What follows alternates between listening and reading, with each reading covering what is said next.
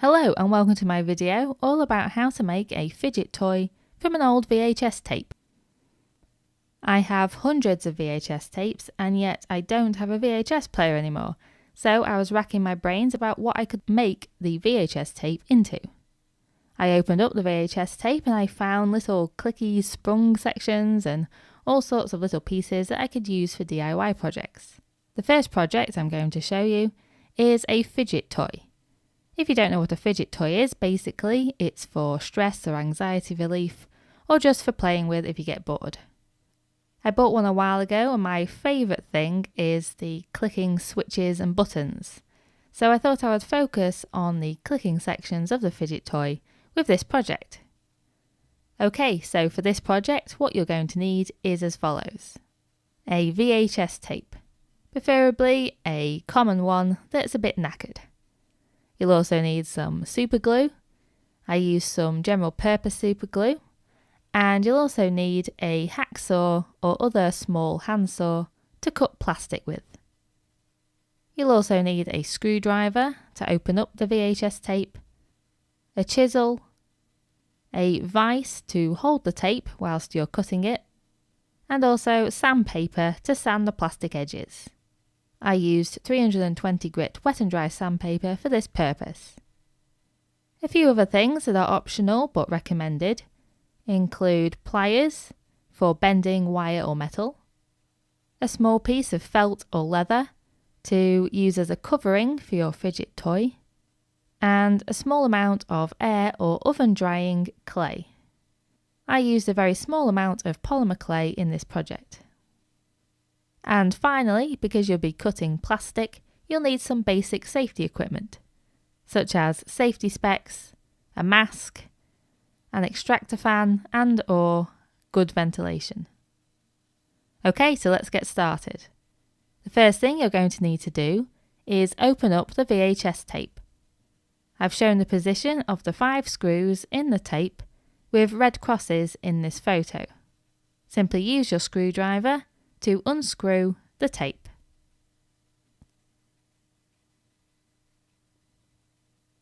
Inside you should find the reels of ribbon alongside a few other bits and pieces. For this project you'll only be needing the 2 plastic halves of the case, so the rest you can put away for a future project.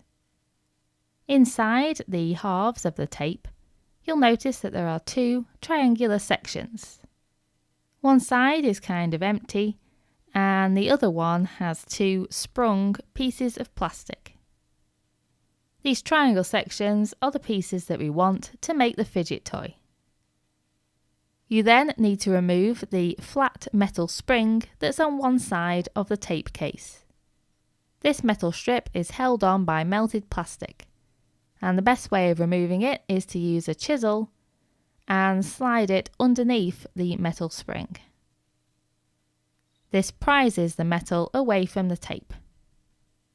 Then just keep that piece of metal to one side for now.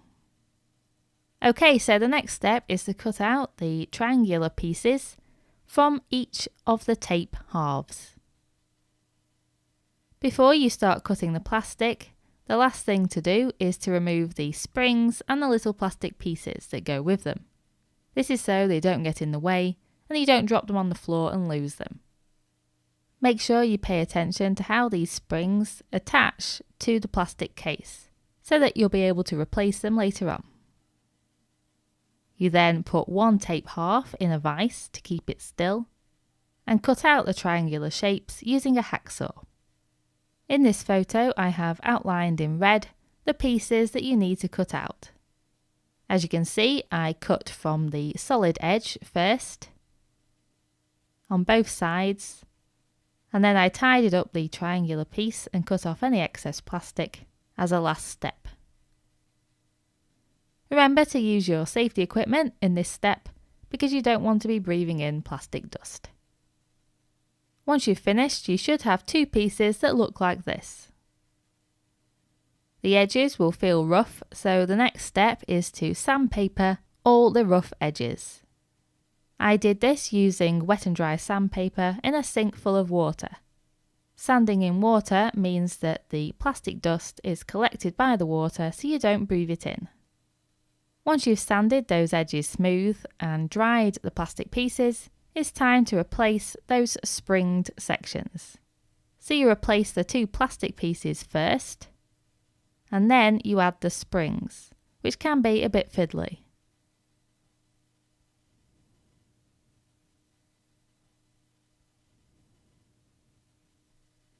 Once that's done, you should have something that looks like this.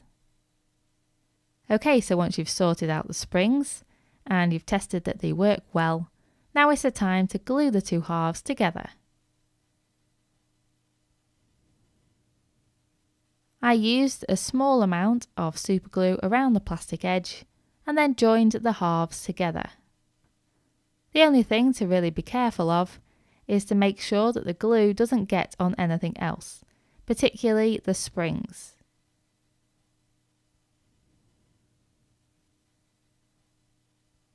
So once you've glued the halves and attached them together, just check that the springy sections still work perfectly well, and then feel free to remove any excess glue before leaving it to dry. The next step involves adding another clicking section to the toy, but this is completely optional. I just wanted to use the metal spring that I removed from the tape earlier. So what I did was use a hacksaw to cut the metal spring in half, and then I used some pliers to give it the right amount of bend that I wanted for my toy. To add a sort of finger pad to one end of the metal spring, I used some polymer clay. If you don't have any clay, you can always use some felt or leather to cover that end of the spring. The reason you need to cover it is because otherwise it will catch on things. So all I did was take a little bit of polymer clay and condition it by warming it up in my hands, and then I shaped it around the curved end of the spring. I then put it in the oven for the recommended time, which I think was about half an hour, and then it was solid enough to use. I then glued part of the spring to the bottom of the fidget toy and left it to dry. As a final step, to make the toy look a bit nicer and to cover the join and also the glue, I used a strip of felt baize to cover my fidget toy. Obviously I couldn't wrap it all the way around because the springy sections will get in the way, so I cut it into smaller sections and then super glued it onto the toy.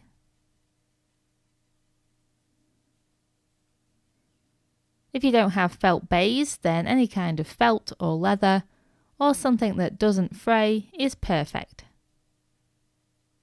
And that's it, the fidget toy is now complete. I have to say it is quite an addictive toy, and it actually worked better than I thought it would. So I hope you'll give this project a go yourself, and thank you very much for watching.